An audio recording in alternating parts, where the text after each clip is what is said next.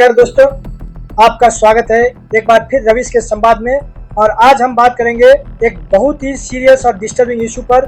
पिछले एक हफ्ते में साउथ एशिया में लगातार हुए बम ब्लास्ट, जिनमें इंडिया, पाकिस्तान और बांग्लादेश शामिल हैं। कई लोग मारे गए, कई घायल हुए।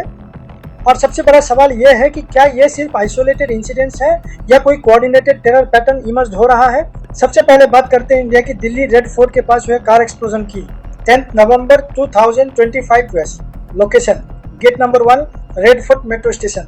टाइम लगभग शाम 6:50 पर एक Hyundai i20 कार में जोरदार एक्सप्लोजन हुआ। रिपोर्ट्स के अनुसार 13 लोगों की मौत हुई और 20 से ज्यादा घायल हुए। फोरेंसिक टीम्स ने बताया कि कार में अमोनियम नाइट्रेट जैसे हाई इंटेंसिटी एक्सप्लोसिव का इस्तेमाल किया गया था। कार 3 घंटे से पार्किंग एरिया में थी और ब्लास्ट रिमोट डेटोनेटेड था। Investigation, Delhi police special cell और NIA नेशनल इन्वेस्टिगेशन एजेंसी ने UAPA Unlawful Activities Prevention Act के तहत केस रजिस्टर किया है। इनिशियल रिपोर्ट्स ये भी बता रही हैं कि कुछ मेडिकल प्रोफेशनल्स और यूनिवर्सिटी स्टूडेंट्स अंडर ऑब्जर्वेशन है। ये अटैक सिर्फ एक जगह का एक्सप्लोजन नहीं, बल्कि इंडिया के कैपिटल की सिक्योरिटी सिस्टम के लिए बड़ा वेकअप कॉल है। अब चलते हैं पड़ोसी देश पाकिस्तान की ओर, जहां एक दिन बाद ही इस्लामाबाद कोर्ट कॉम्प्लेक्स के बाहर सुसाइड बॉम्बिंग हुई। डेट 11 नवंबर 2025, location G11 sector, district court complex, Islamabad. Type suicide attack हुई। इस हमले में 12 लोगों की मौत और 27 से अधिक घायल हुए। टैकर अदालत में अंदर घुसने की कोशिश कर रहा था। सिक्योरिटी चेक में रोके जाने पर उसने पुलिस वाहन के पास खुद को उड़ा दिया। तहरीक तालिबान पाकिस्तान ने अटैक की रिस्पॉन्सिबिलिटी ली। पाकिस्तानी इंटीरियर मिनिस्टर ने बयान दिया कि फॉरेन एलिमेंट्स, खासकर इंडिया और अफगानिस्तान बेस्ड नेटवर्क इसमें इन्वॉल्व हो सकते हैं। इसके बाद इस्लामाबाद में रेड अलर्ट जारी किया गया और सभी पब्लिक इंस्टीट्यूशन, कोर्ट्स और एम्बेसीज के बाहर सिक्योरिटी बढ़ाई गई। सरकार ने इसे स्टेट ऑफ वॉर सिचुएशन बताया। तीसरा इंसिडेंट हुआ ढाका, बांग्लादेश की कैपिटल में। 11 नवंबर की शाम को लगभग 11 डिफरेंट लोकेशंस पर क्रूड बॉम्ब्स फेंके गए। रिपोर्ट्स के अनुसार 3 बसों में आग लगाई गई और कई जगह पैनिक सिचुएशन बनी। लोकल मीडिया का कहना है कि ये अटैक्स कोऑर्डिनेटेड लग रहे हैं, क्योंकि इंडिया और पाकिस्तान में धमाकों के ठीक बाद ढाका में भी ये सीरीज ऑफ एक्सप्लोजन्स हुए। अथॉरिटीज ने इसे टेरर लिंक्ड साबोटेज बताया और लगभग 25 सस्पेक्ट्स को शॉर्टलिस्ट किया है। पुलिस पेट्रोल्स और बॉर्डर सिक्योरिटी भी बढ़ाई गई है। अब बात करते हैं इन अटैक्स के पीछे कॉमन पैटर्न्स क्या हैं।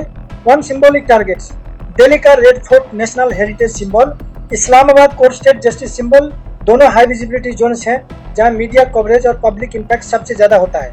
2 क्रॉस बॉर्डर टाइमिंग, तीनों ब्लास्ट एक ही हफ्ते में हुए जो रीजनल टेरर कोऑर्डिनेशन का संकेत देते हैं। एक्सप्लोसिव टाइप को, इंडिया में high grade ammonium nitrate, Pakistan में ह्यूमन बॉम्ब बेस्ड, बांग्लादेश में क्रूड होममेड डिवाइसेस, यानी सोफिस्टिकेटेड टू लोकल स्पेक्ट्रम के अक्रॉस पूरे रीजन में कैपेबिलिटी एक्टिव है। 4 geopolitical context, Afghanistan border instability, Kashmir tension, local radical recruitment drives, ये सारे फैक्टर्स कंबाइन इफेक्ट दिखा रहे हैं।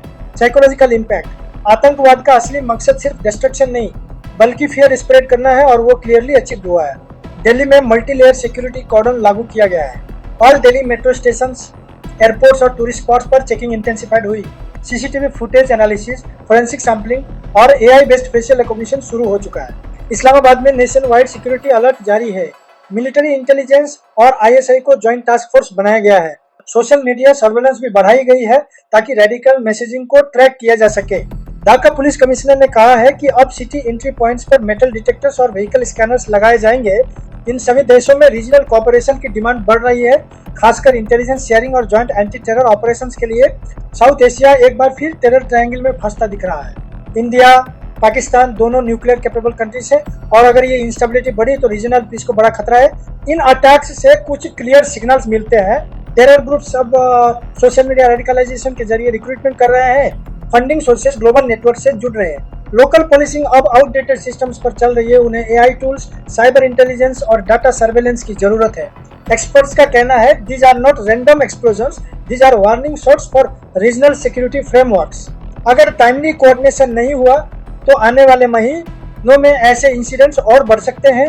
दोस्तों, ये जरूरी है कि हम सब अलर्ट रहें। पब्लिक प्लेसेस जैसे metro station, malls, railway station में सस्पिशियस बैग या अनअटेंडेड व्हीकल दिखे तो तुरंत पुलिस इन्फॉर्म करें। एक्सप्लोजन साइट पर क्यूरियोसिटी में मत जाएं, क्राउड बिल्डअप से सेकेंडरी एक्सप्लोजन का रिस्क रहता है। वेरीफाइड न्यूज सोर्सेज से ही अपडेट्स लें। पैनिक या रूमर स्प्रेड न करें। सिक्योरिटी केवल सरकार की जिम्मेदारी नहीं, ये हम सबकी कलेक्टिव रिस्पॉन्सिबिलिटी है। तो दोस्तों, पिछले हफ्ते के ये 3 बड़े टेरर इंसिडेंट्स हमें याद दिलाते हैं कि साउथ एशिया पीस बबल बहुत फ्रेजाइल है। दिल्ली, इस्लामाबाद और ढाका तीनों कैपिटल्स में ब्लास्ट होना एक कोऑर्डिनेटेड मैसेज लगता है कि रीजन में इंस्टेबिलिटी फिर से बढ़ रही है। अगर देशों ने आपसी डिफरेंसेस बुलाकर जॉइंट काउंटर टेरर मैकेनिज्म नहीं बनाया तो ये चेन ऑफ वायलेंस फ्यूचर में और डेंजरस रूप ले सकती है। मैं हूं रवीश कुमार और आप देख रहे थे रवीश के संवाद, जहां हर खबर मिलती है सटीक जानकारी और सही पर्सपेक्टिव के साथ। जय हिंद, जय भारत, जहां हम हर खबर को समझते हैं फैक्ट्स और लॉजिक के साथ। अगर ये वीडियो इंफॉर्मेटिव लगा हो तो इसे लाइक, शेयर और सब्सक्राइब जरूर करें। कमेंट सेक्शन में बताइए क्या आपको लगा था कि साउथ एशिया एक नए टेरर साइकिल में प्रवेश कर चुका है। Subscribe for more global news. Next video, how India security agencies track terror cells using AI। Comment below, number pray for peace, number terror free Asia. करीब 7 बजे दिल्ली में लाल किले के पास सुभाष मार्ग ट्रैफिक सिग्नल पर I-20 हुंडई गाड़ी में एक ब्लास्ट हुआ है।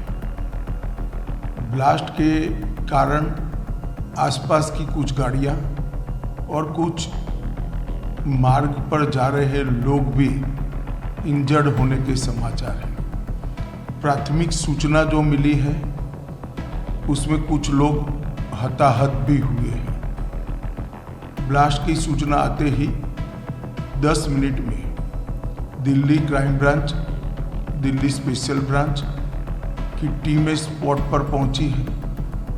NSG और NIA की टीम FSL के साथ अभी गहन जांच करने का शुरू किया है। आसपास के स्थान के सभी CCTV कैमरा और बाकी सब चीज़ों की जांच के आदेश दे देंगे। मेरी CP दिल्ली से भी बात हुई है, स्पेशल ब्रांच के इंचार्ज से भी बात हुई है। CP दिल्ली और स्पेशल ब्रांच के इंचार्ज स्पॉट पर मौजूद हैं। हम सभी संभावनाओं को तराश रहे हैं और सभी संभावनाओं को ध्यान में रखकर इसकी गहन जांच की जाएगी। सभी ऑप्शन की तुरंत जांच होकर नतीजा जो आएगा